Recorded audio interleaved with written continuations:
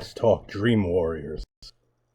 Alright, so Nightmare on Elm Street Part 3, Dream Warriors from 1987, directed by, Chuck Russell.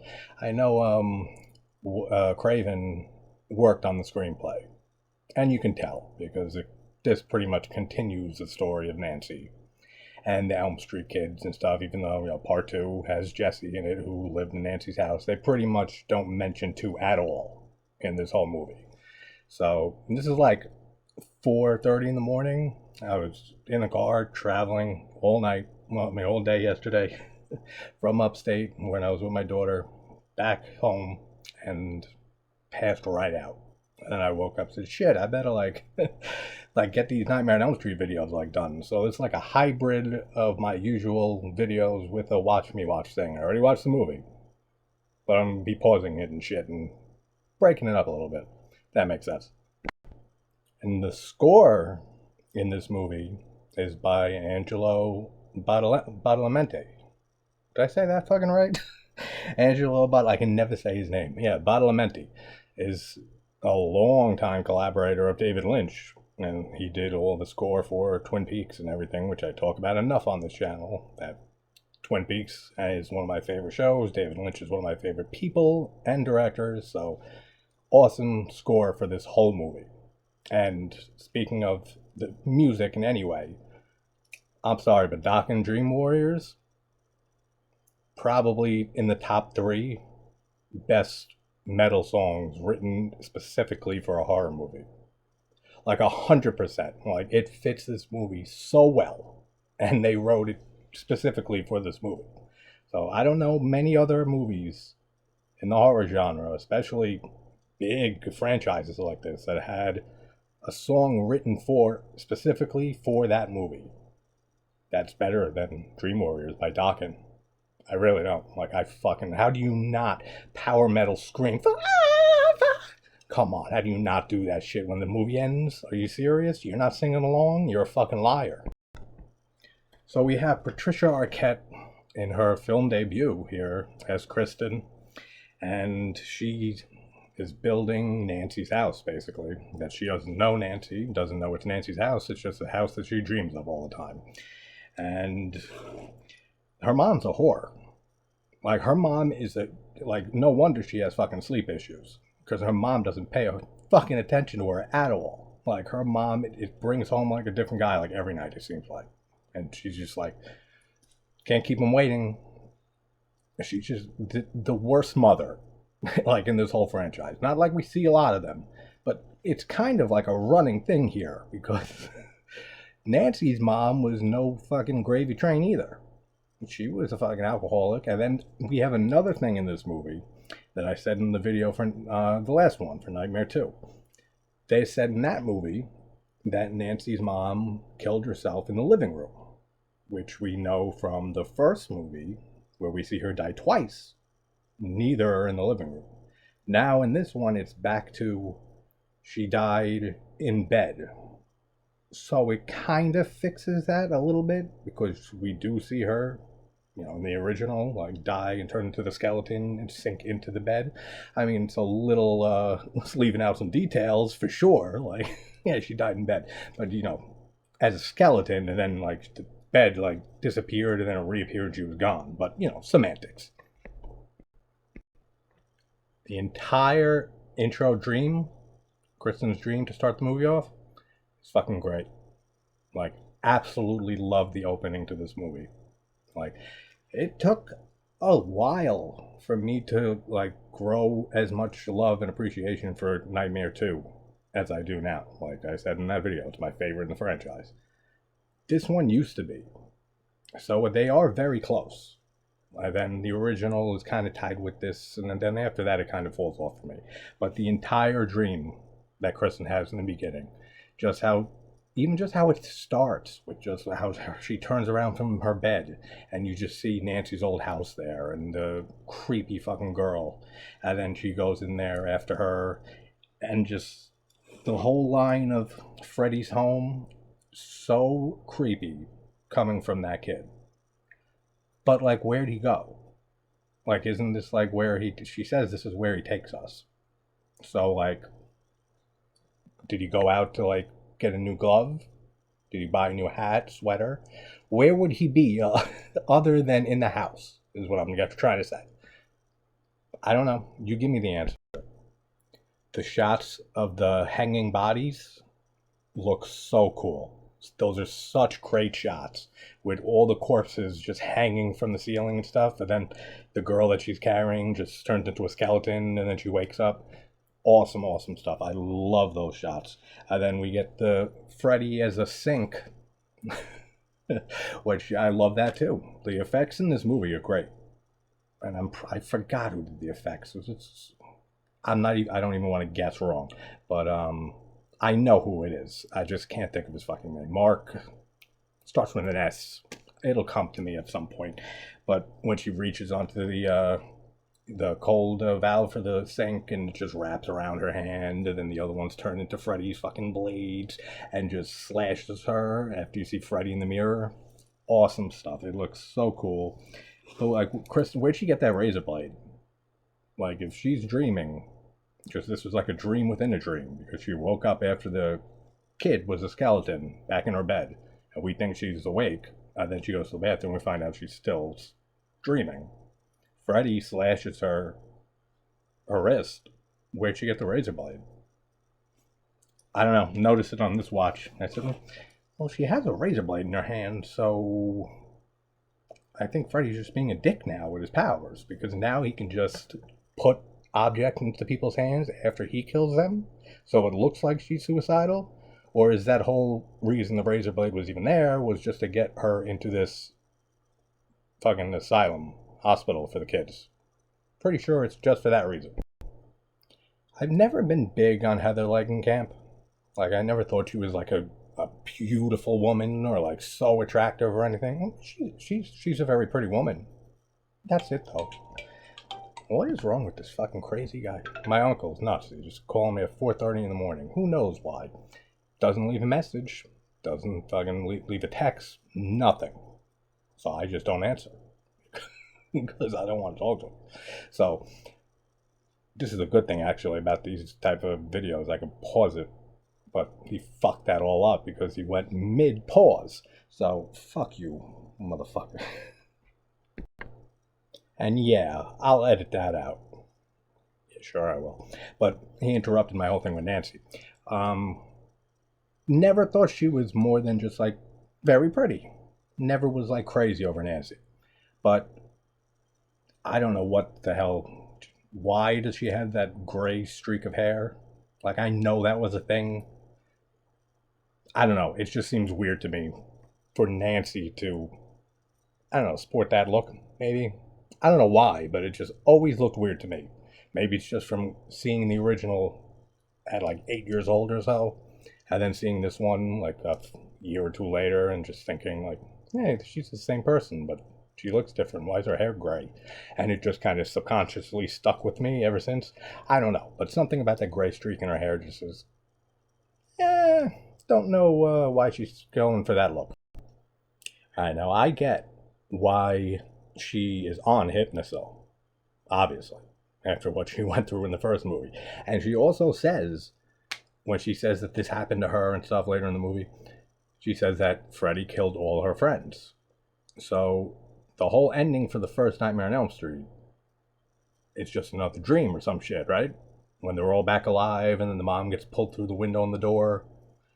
Had to be all a dream, and Freddy was still at play, because apparently all of those motherfuckers are dead. Like, they have always been dead. Never have they been back to life. So that throws a wrench in the whole ending of the first one, but let's not even get into it. But why does she carry the Hypnosil around with her? Like, that's weird. Like, you would think it's something you would probably just take at night. It suppresses your dreams. That's all it does. So why would you need to walk around with it in your purse?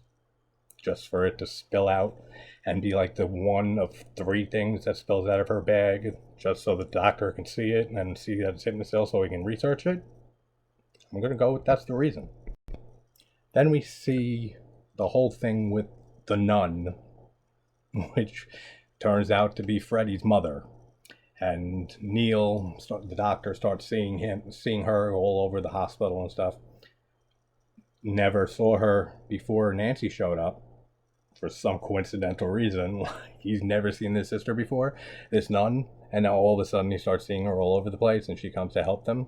What if Nancy never came to work at the hospital and he just had to deal with the Freddy problem himself without knowing about Freddy himself? Would the mother have still helped him? I don't know, something to think about. And you gotta give it to Larry Fishburne in this movie as Max. Like, I don't know who Larry Fishburne is. I know Lawrence Fishburne. Must be a distant relative or something. But he kills it in this movie. Like, I love Max in this movie. Always have. So he was always fucking a great actor to me. And now he's stuck in the Matrix somewhere. I don't know. I don't follow those movies.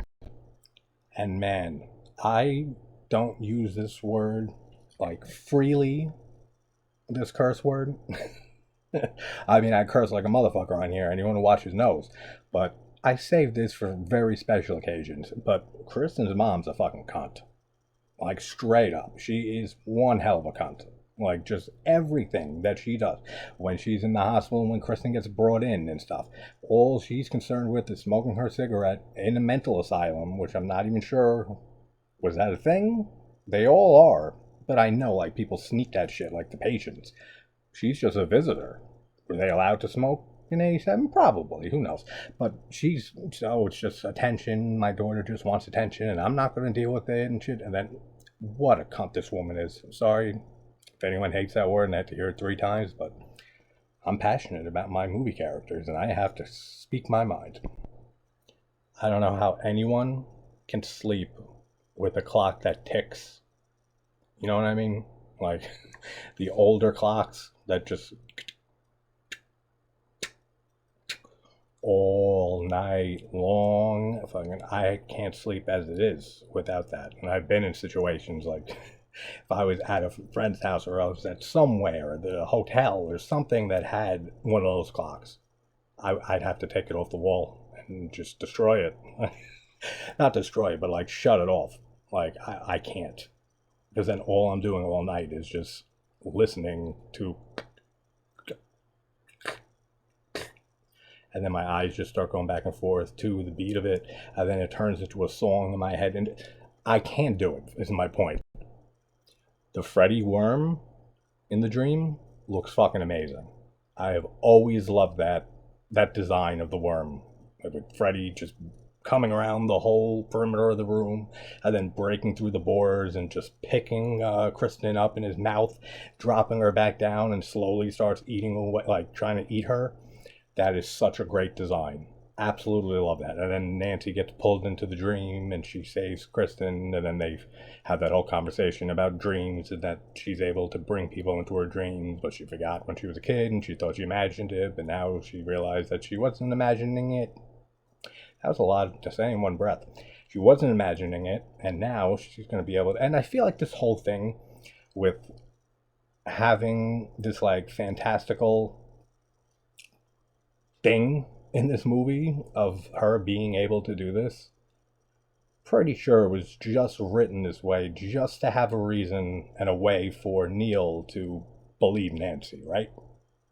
Like, you know what I mean? Like, no one's going to believe you that a dream demon is real. Like, no one's going to believe anyone else about Freddy unless they see it and experience it for themselves. So in order to get Neil, the doctor, on the same page as Nancy and the kids, and to see that this is real, that they're in real danger, that Freddy is a real thing, they needed him to really see it. Since he's not an Elm Street kid, I don't even know if they still stick to that. Like in the 4th, 5th, and 6th one. I don't watch this series often. But that's how they did it, right? I guess the only reason she has this ability to bring people into her dreams. Like, I'm just guessing, but it makes sense to me. Because, I mean, there's a lot of stupid shit in this movie. Don't get me wrong, I love this movie. I just have to do what I always do and point out the stupid shit in it. But I'm pretty damn sure that's the reason they went with that whole angle. Is that they can prove to Neil that Freddy's real. Phil's whole dream, oh, fucking phenomenal. Probably, no, definitely my favorite kill in this whole franchise. Like, for sure. Like, with the whole puppet Freddy with the stop motion animation on him, looks awesome. And then he just, with the effects of his Phil's tendons being ripped out of his arms and legs, it looks so good. Like, it really does. And there's a lot of fucking tension in that scene.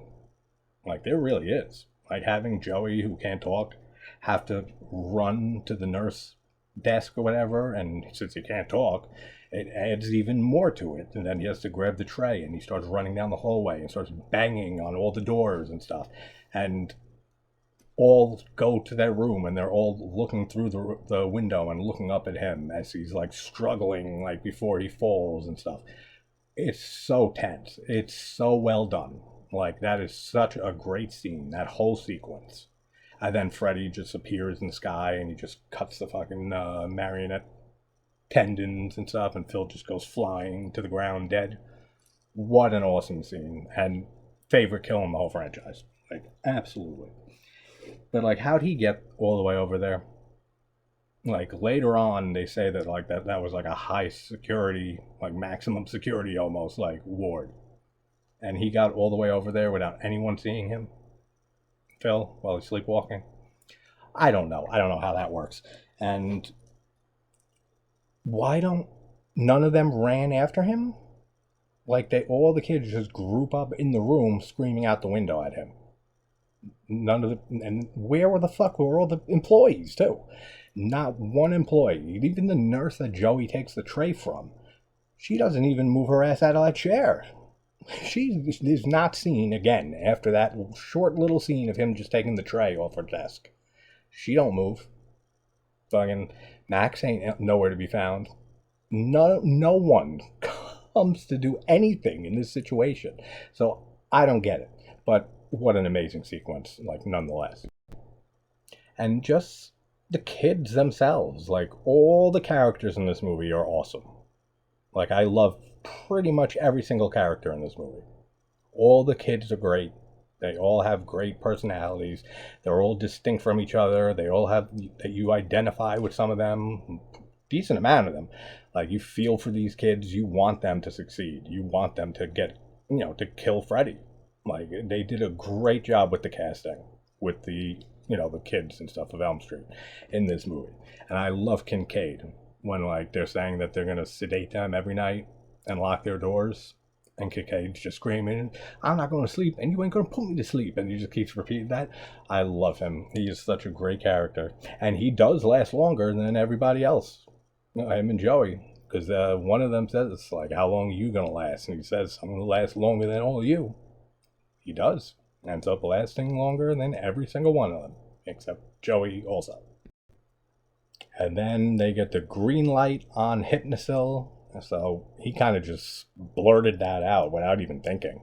Like, once the older psychiatrist lady, or whoever the fuck she is, the bitch, once she starts saying that they're sedating him and stuff, and Nancy says they'll be helpless against their dreams, he just blurts it out, like, without even, like, really thinking about it. He's like, I'm prescribing Hypnosil.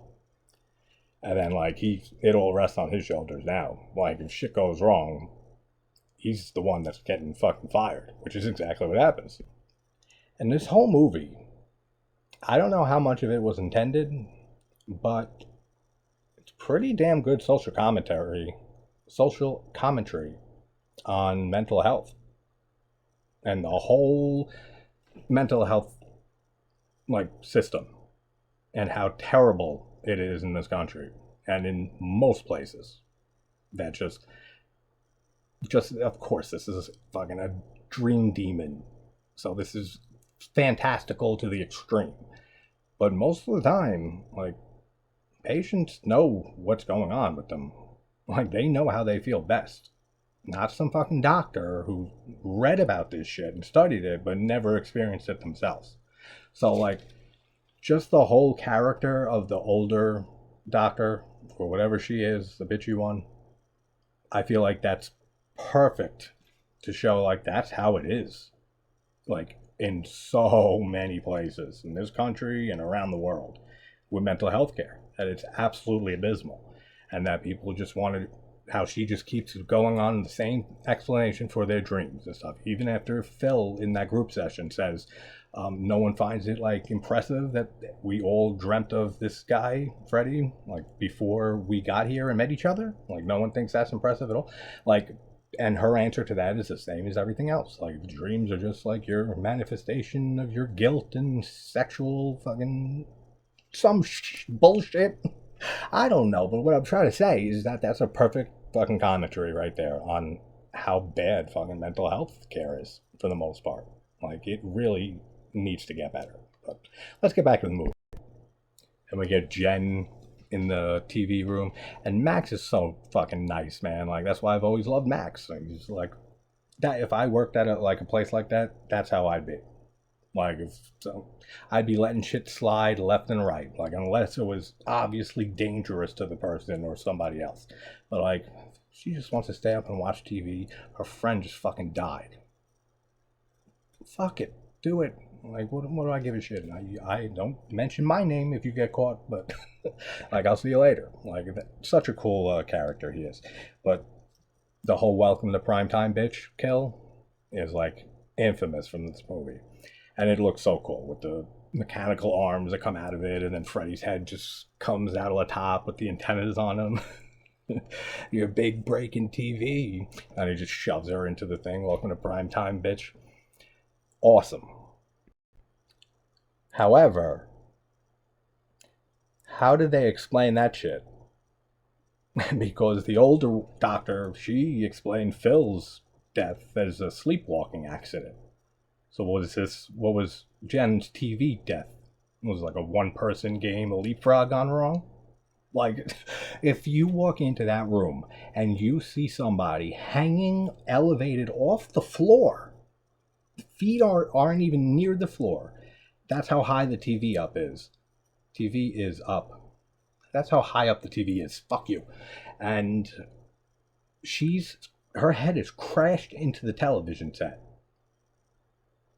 Either somebody murdered her or they're all correct and there is somebody killing them in their dreams. Like there's no other way.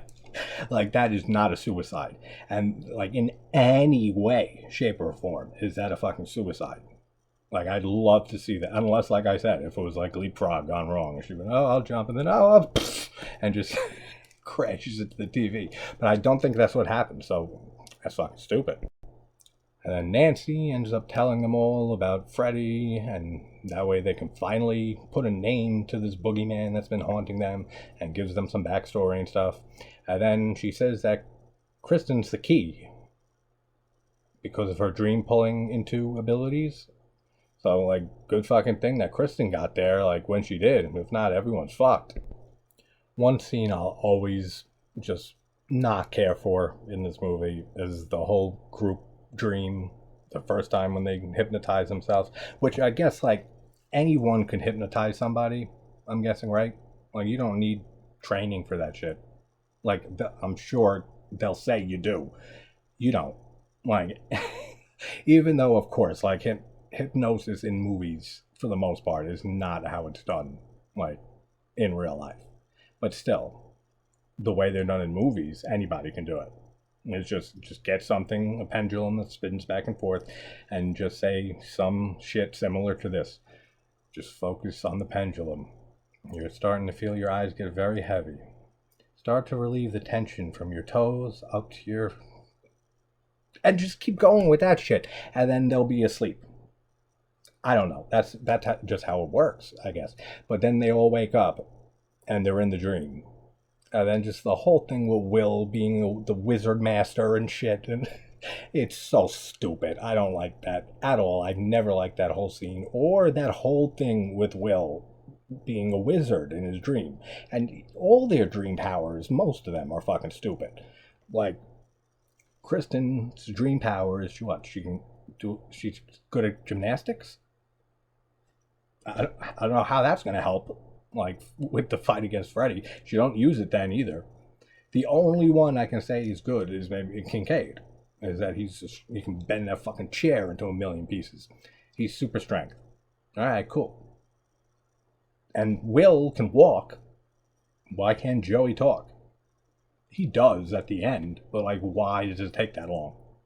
Like, if Will can fucking just get up out of a chair and his legs work, wouldn't the like best power you can have in your dreams as Joey be to fucking speak? Like, I don't get that at all.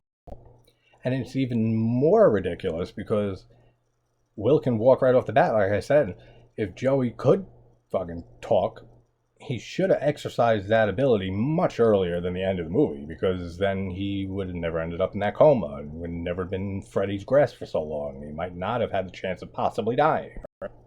And Neil and Nancy are fired, which, I mean, I could see it from the guy's point of view.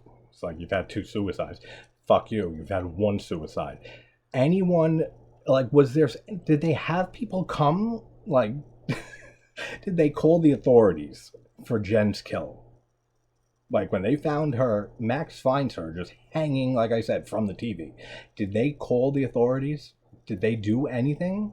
Because if the cops showed up and saw that and deemed it a suicide, I don't know. I don't even know what to say to that. I don't even know have words to speak to describe how stupid that is.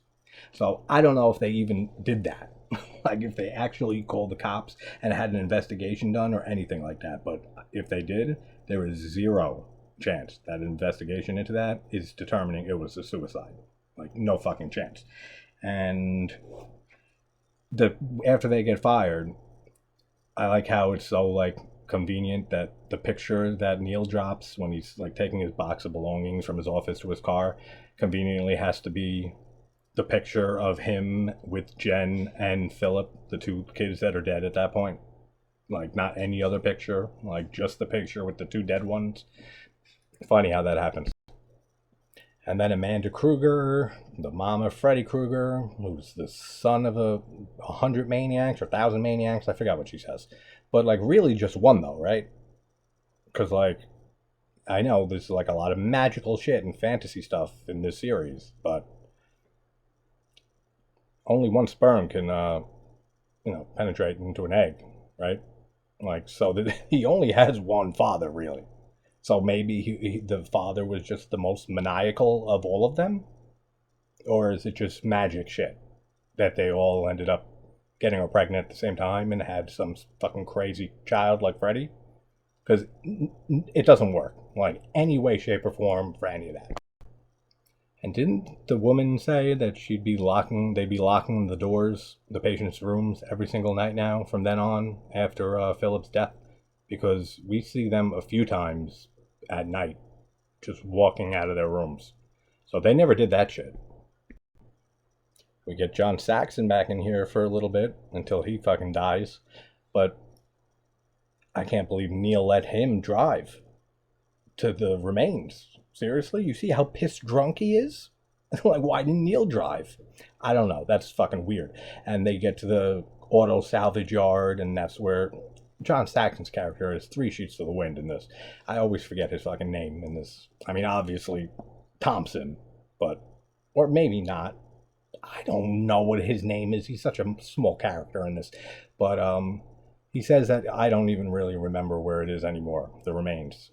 And then, like, they drive into the heart of the salvage yard. And then immediately he says, like, right there, it's in the caddy. So he didn't seem to forget that much.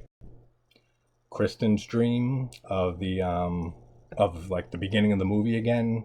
And then the mom comes up and says her whole thing. And then you hear the guy say, where's the bourbon and stuff. And this time it's Freddy, and he decapitates the mom. And the mom's like, he's holding the head up as the mom's talking.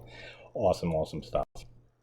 And then they all go into Kristen's dream because she gets sedated and thrown into the quiet room. So Nancy, Kincaid, and Taryn and Will, yeah, all of those, they go into the dream and try to defeat Krueger once and for all. And Taryn's whole little thing of her dream is she's beautiful and bad with the knives. I don't fucking know. Again, all of their superpowers, not super, like dream powers, are stupid as all hell. And I love, though, her kill. Like, where her track marks, like, puckering, like little mouths, like, on her arms. And then Freddy has, like, fucking needles and shit and just injects her. And, like, The "what a rush" line is a little fucking hokey, like a little bit, but it's fine. It's an awesome kill. And then Will with his stupid magic tricks, and he's a wizard master, and he shoots a whole bunch of shit at Freddy, and just proceeds to be killed immediately. Then at the end here, at the end of the movie here, I don't know what that was. Why do none of them use their dream powers? Like when they're all fighting against Freddy and trying to save Joey and shit. Kincaid is weak as shit compared to Freddy. Like, completely does not have the strength that he's supposed to have. And who's the other? And Kristen, she should be like gymnasticking all over the fucking place. Yeah, that's a new word for you too. She should be doing something. Doesn't do anything like that. So I don't know why even bring up the dream powers if they're not going to fucking do anything with them. So I don't get it. The faces though of like all the kids' souls and stuff that are like on Freddy's chest, that looks awesome too. Like I said, the effects look fucking amazing in this movie. Okay, so then they're in the salvage yard, Neil and Saxon, and then the skeleton starts coming to life and fucking kills Saxon real fast. He gets impaled on some shit. Isn't Freddy in the dream world, like with Nancy and the kids? So how is he in both places at once? And this is reality. This isn't a dream. So what's with all the poltergeist shit, with all the fucking cars blinking their headlights and moving around, all of that stuff? What the hell does that have to do with anything? Because I feel like it has nothing to do with anything. And like I said in the last two videos, they just don't know how to end these movies. They really don't. Like, they don't know how to finish off Freddy for one installment to then bring him back for the next one. Bringing him back part's easy. The putting him to rest for one movie at a time, they are terrible at.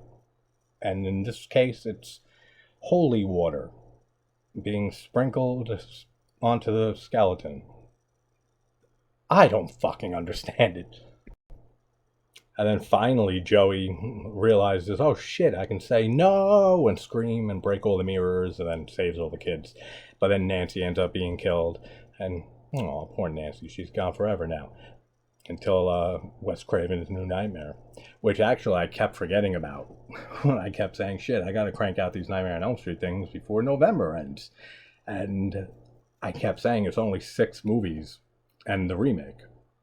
Yeah, it's not. It's 7 movies and the remake. I don't know why I kept forgetting about Wes Craven's New Nightmare. I fucking love that movie.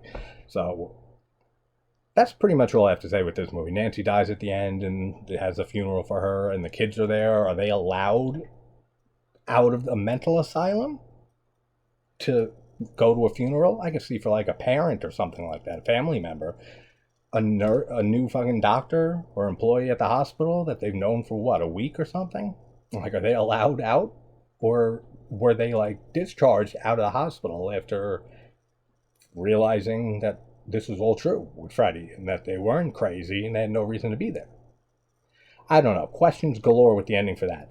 But that's Nightmare on Elm Street 3, Dream Warriors, and then what's next? The Dream Master and the Dream Child? I don't know. Like I said, I don't watch the 4th through 6 movies of this series often at all. So that's going to be a fun rewatch on those 3. But, alright guys, it is 5 in the morning. So wherever you're from, hope you're having a good morning or a good night. And I will talk to you soon and have part 4 up sometime in today.